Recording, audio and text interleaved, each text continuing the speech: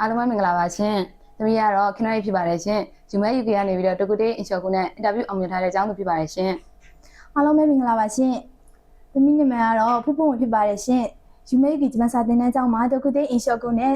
အင်တာဗျူးအောင်မြင်ထားပါတယ်ရှင်။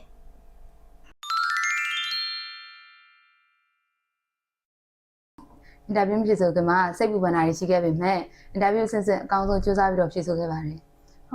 ဒီမှာလည်းအင်တာဗျူးမဖြစ်ဆိုခင်မှာစိတ်လှုပ်ရှားပူပန်တာရှိခဲ့ပေမဲ့အကောင်းဆုံးစူးစမ်းပြီးတော့အဆင့်ဆင့်နိုင်အောင်ဖြေဆိုခဲ့ပါတယ်ရှင်။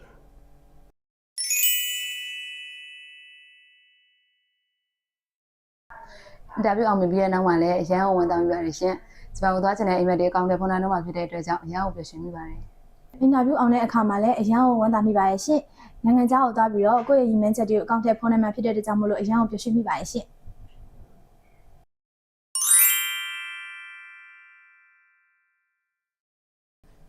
ဂျပန်စာကိုအခုမှစတင်ပြီးတော့လေ့လာနေတဲ့သူတွေရောဂျပန်သွားဖို့လုပ်နေတဲ့သူတွေရောအခက်အခဲတွေနဲ့စိတ်ကြမှုတွေရှိရင်လည်းလက်မလျှော်ပဲနဲ့ဂျပန်သွားခြင်းနဲ့ကိုယ့်ရဲ့ရည်မှန်းချက်ကိုအကောင့်ထဲပေါ်နိုင်အောင်အကောင်းဆုံးကြိုးစားတတ်ကြပါလို့ပြောချင်ပါတယ်ရှင် အားလုံးကျေးဇူးတင်ပါတယ်ရှင် ကျေးဇူးတင်ပါတယ်ရှင်